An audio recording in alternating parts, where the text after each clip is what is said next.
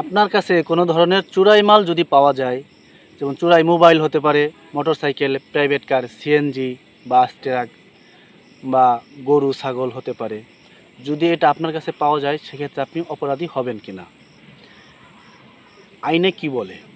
আইন বলে যদি আপনার কাছে কোনো চুরাই মাল পাওয়া যায় তাহলে চোর যেমন অপরাধী হবেন, আপনার কাছে চুরাই মাল পাওয়ার দায়েও আপনি অপরাধী হবেন। চোর চুরি করার দায়ে দণ্ডবিধি আইনের ৩৭৯ ধারায় ৩ বছর সাজা হবে এবং আপনার কাছে চোরাই মাল পাওয়ার দায়ে আপনি দণ্ডবিধি আইনের ৪১১ ধারায় ৩ বছর সাজাপ্রাপ্ত হবেন। সেক্ষেত্রে হয়তো আপনি বলতে পারেন যে আমি তো চোরাই মাল এটা কি আমি তো জানি না। সেক্ষেত্রে এই ধরনের কথা বলার সুযোগ নাই। আপনার কাছে চোরাই মাল পাওয়া গেলেই আপনি অপরাধী হবেন। এই জন্য আপনাদেরকে আমি সবসময় বলি যে এমন কোনো জিনিসপত্র ক্রয় করবেন না যার কোনো মালিকানা নাই বা কোনো মেমো নাই। যেমন মোবাইল যদি কিনে নেন সেক্ষেত্রে আপনাকে মোবাইলের বক্স থাকতে হবে। মোটরসাইকেল যদি ক্রয় করতে যান, গাড়ি ঘোড়া ক্রয় করতে যান সেক্ষেত্রে আপনার গাড়ির কাগজপত্র থাকতে হবে। তাছাড়া আপনি কোনো কিছু ক্রয় করতে পারবেন না। অনেক ক্ষেত্রে দেখা যায় যে চোর একটা গরু চুরি করে বা দুটি ছাগল চুরি করে তার গোয়ালে জায়গা নাই, হয়তো আপনার গোয়ালে এসে রেখে দেয় যে এই গরুটা রাখেন, 2 দিন পরে এসে নিয়ে যাব।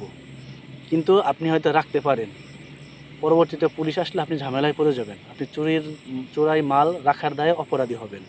এই জন্য যাকে আপনি চিনেন না, জানেন না, তার এই ধরনের কোনো মালামাল আপনি নিজের হেফাজতে রাখবেন না। আপনি যদি তাকে চিনেন, জানেন, সেক্ষেত্রে আপনি সাক্ষীর মাধ্যমে রাখতে পারেন। কোনো ঝামেলা হইলে হয়তো তাকে আপনি ধরাই দিতে পারবেন। কিন্তু আপনি তাকে কাউকেই চিনেন না, জানেন না, শোনেন না, তার মালামাল রেখে আপনি কেন বিপদে পড়বেন? অনেক ক্ষেত্রে আপনি চোরাই মোবাইল কিনেন, কম দামে মোবাইল কিনে ব্যবহার করেন, আপনাকে পুলিশ ফোন দেয়, ফোন দেওয়ার পর আপনি গড়িমসি করেন যে মোবাইলটা দিব কি দিব না। এক্ষেত্রে আপনি কোনোভাবেই মোবাইলটা নিজের হেফাজতে রাখতে পারবেন না, কারণ চুরির মাল নিজের কাছে রাখাই অপরাধ। সেক্ষেত্রে আপনাকে অবশ্যই মোবাইলটি ফেরত দিতে হবে। টাকার গায়ে যেমন লেখা থাকে চাহিবা মাত্র এর বাহককে ফেরত দিতে বাধ্য থাকিবেন, তেমনি এই কাজটাও সেমন। যদি আপনার কাছে কোনো চোরাই মাল থাকে এবং পুলিশ যদি চায় সেটা আপনাকে অবশ্যই ফেরত দিতে হবে, তা না হলে আপনি ঝামেলায় পড়ে যাবেন। এই জন্য কোনো ক্ষেত্রেই পুরাতন জিনিস না ক্রয় করাই ভালো। আপনি সবসময় নতুন জিনিস কেনেন বা পুরাতন জিনিস কিনেন, কিন্তু তার মালিকানা থাকতে হবে, বৈধ কাগজপত্র থাকতে হবে, তাহলে তো আপনি ঝামেলায় পড়বেন না।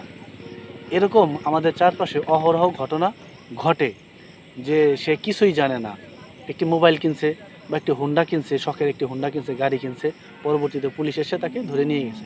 জানতে পারে কি হয়েছে, এটা চোরাই মোবাইল ছিল, চোরাই গাড়ি ছিল, ডাকাতির মোবাইল ছিল। বা এমনি একটি মোবাইল কিনলেন যেই বাড়িতে ডাকাতি হয়েছে, একটা খুনও হয়েছে, ওই মোবাইলটা আপনি কিনলেন, সেখানে কিন্তু আপনার এই ডাকাতির মামলা, খুনের মামলা আপনাকে দায় নিতে হবে, আপনি এড়াতে পারবেন না। এই জন্য আপনি সবসময় আপনাদেরকে বলি যে আপনারা চোরাই মাল কিনবেন না, মালিকানা ছাড়া কোনো মাল ক্রয় করবেন না, নিজের কাছে রাখবেন না।